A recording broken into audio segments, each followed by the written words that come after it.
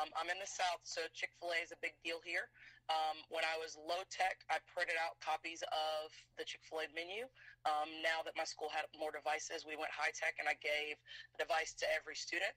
And basically, I would give kids criteria. Say a person has hypertension or a person is diabetic, they have to go back on their prior knowledge to remember what that means as far as their dietary restrictions.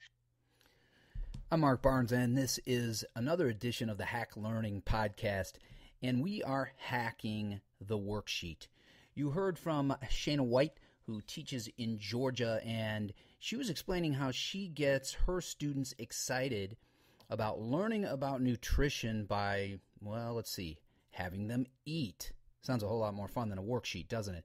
So Shana sends her students to a popular restaurant. They eat, they come back, they discuss their experience, they look at the menu, and they dissect that menu together and discuss and compare their calorie intake. And this is a marvelous way to help kids learn about nutrition without shoving a worksheet under their nose and having them read about calorie intake and not experience it at all. So we need to hack the worksheet. It's an archaic practice in the classroom that all teachers need to eliminate. And as always, here on the Hack Learning Podcast, we like to provide right now solutions to your education problems. And we're bringing in lots of experts. These are educators from all across the country, and they're teaching in different subjects in different grade levels. And they have all kinds of marvelous activities that they want to share. Let's listen to what Angela Gonzalez says about how she replaces the worksheet. So this is something that might be beneficial to upper elementary or junior high, but my kids, I'm a 5th grade teacher, absolutely love anything game-based or competition-based. When we do reviews in class, for example, in the math classroom, I send them around the school in a scavenger hunt, answering questions for review, but also in teams competing. One thing that you could implement in your classroom tomorrow is a platform called Kahoot. It's a really great way to get kids bought into the content, but also competing and learning and seeing immediate feedback. So there's a lot of great pros to that. So again, anything competitive, anything with a game-based buy-in is. So Angela says, let's have kids compete. Let's use games instead of worksheets. She talks about reviewing for a test. Now, in my day, and I don't want to say how long ago that is, in my day, reviewing for a test meant taking a long sheet filled with a list of items that students had studied and have them study those again, read them over and over, and maybe fill in blanks and then read the answers to those filled in blanks and to review that for the test. That sounds really boring, and as we know already because we've hacked the test is really boring and uninspiring. But instead, Angela says, I want to inspire my students. So what we're going to do is we are going to use a game that will create a competition, and they'll be reviewing information and answering important questions and learning. And you know what? My guess is if you do it this way, you might not even need the test. Let's listen to what Cameron Nystrom says about teaching chemistry sans worksheets. Hi, for hacking a worksheet, one of the things I would do low-tech in a high school chemistry classroom is probably a week or so after finishing up some of the practices on like balancing equations or naming compounds, something more of a practice type thing, change the title of a worksheet to balancing equations race, hand it out to the kids, partner up, see how far they get in completing it, give them feedback about, well, you have 8 out of 10 of these correct, go back and fix them. Those sorts of things after 10 minutes of watching the kids work together and seeing where they stumbled on some of the individual problems. Then I had a pretty good check that we need to go back and revisit some of these things after a week, or, they're continuing to understand what the concepts are. So Cameron, a chemistry teacher, says we don't need the old school worksheet. What we can do is create something, and it might even look similar to a worksheet, but he says we're going to call it Balancing Equations Race. And instead of sliding that under students' nose and having them work in silence, he's going to create a little bit of chaos, controlled chaos. He's going to have kids collaborate. He's going to have them race to solve their equations. He will observe, do a quick check, a very formative kind of assessment, and then have them get back to the race. That sounds like a lot of fun, and I didn't even like chemistry. Listen to what Jennifer Gwilt says about teaching high school math. Now, how often do we see math classes without worksheets? But listen to what Jennifer does. In high school math, we use a sort of rotation model for an activity. For problems that have multiple ways to solve them, I set up groups of four desks in one table. So they work in groups of four, and they work on solving a problem. And after 2 minutes, they switch. They rotate clockwise to the next table, and they try to solve the problem another way. And then they rotate again and try to solve the problem another way. And then they rotate again and try to fix the problems. So what I hear is iteration. We don't get a lot of that with worksheets either. The idea that Jennifer has her students rotate. So they're going to collaborate, and they're going to work on a problem, and then they're going to rotate to another group, and they're going to collaborate on something else, and she'll observe, and if something isn't right, maybe have them rotate again and continue to work and to solve the problem themselves. And it's such a rich experience when kids fail and then solve a problem again, and then fail again, and ultimately work their way to the solution. And they feel like they've really accomplished something, and they don't often feel that way when they complete a worksheet. Let's listen to Ryan Archer.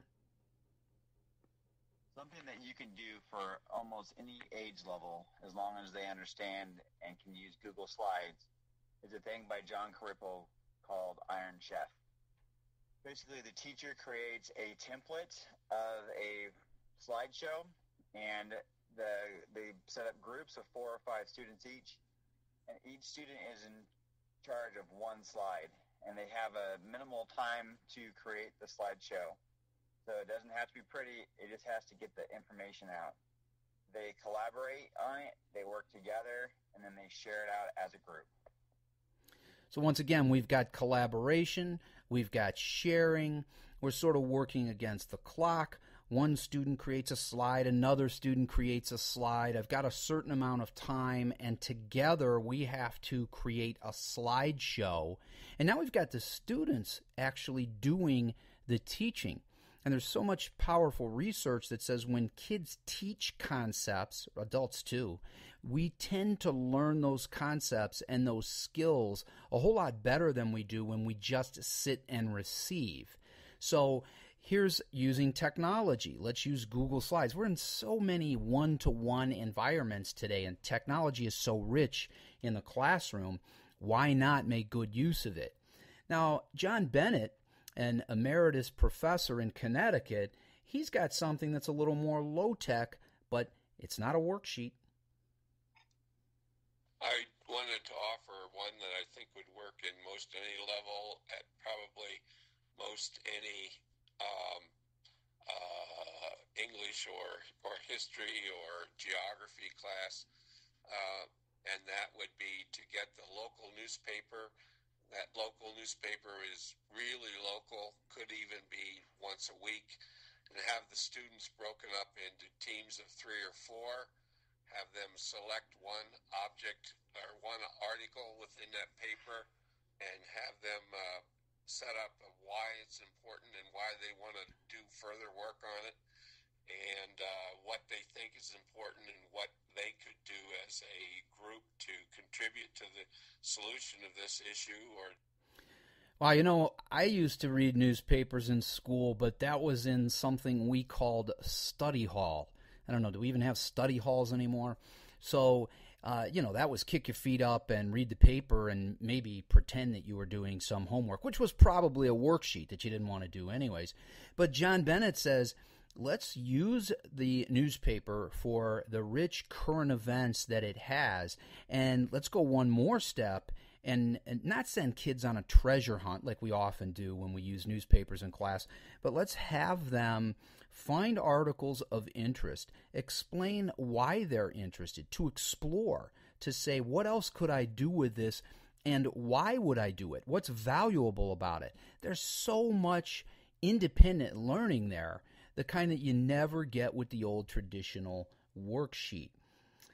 And let's listen to one more. Martha Lackey teaches English language learners, and listen to what she does instead of a worksheet. Good morning. Second and third grade bilingual teacher, and my response to the hack worksheet question. One of the things that I do every week is that we are a Google district here in Texas, Midlothian, Texas, and I pose a question every Monday in Classroom Google on a particular topic, whatever unit we are learning or beginning that week. And I usually throw out a question out there for my kids to answer, just trying to use it as an exit ticket type activity. Those that are ready to transition into English have the option to answer it in English. Those that are not ready can answer the question in Spanish. So it allows me to have a little bit of information on how they are transferring in their language. And so I use it every week on Mondays. Usually I'll just throw out a question out there, and the kids will usually respond, and I'll go back and look at the feed. Then we can go back and have some discussions from their responses as well. So again, we've got iteration. We've got students responding to questions. We've got differentiated instruction. Students who are ready to respond to a question in their a language that is not their own will do that. Now, we can learn a lot as a teacher, what the student knows about a foreign language if they're actually writing a narrative in that language. And then we say, well, here's a student who's not advanced enough to actually write the response in English, so that student will answer in her native language. And the teacher can still learn a whole lot about what the student knows about the language and what the student does not know. And then she says we discuss it. We use it like an exit ticket. And maybe she can collect that after class, and then the following day they can discuss it some more. Imagine the power we're getting here. And again, Martha is using Google Classroom. We heard Ryan Archer having kids create slideshows using Google tools. There's all kinds of technology use that we can integrate instead of worksheets. Angela Gonzalez talked about using Kahoot. Shana White says that her kids now are maybe replying to questions about menus and nutrition using technology, or they could pull menus in from the internet, which you couldn't do in the old days. And again, most people default to the worksheet. So we have hacked the worksheet. We don't need it anymore. Throw it away. Get rid of it. Use your web tools. Use creativity. Involve your students. Find out what they want to do. Make learning fun. And at the same time, kids will become independent learners. The experiences will be rich, and they will learn. And they don't need a worksheet to do it. This is Mark Barnes on the Hack Learning Podcast, and we continue these discussions at #HackLearning, at hacklearning.org, and on Facebook on the Hack Learning page and the Hack Learning group. As always, if you want to read about Hack Learning, please visit hacklearningbooks.com. We've got an incredible library there. Hey, if you love this show, give us a review on iTunes. Someone told me I had to do that. I'm new to this podcasting thing, and I said, do I really have to ask for reviews? And they said, yeah, people need to write reviews so other people know about the show. So if you take a moment to do that, I'd appreciate it. And please stay tuned to Hack Learning. We'll see you next time.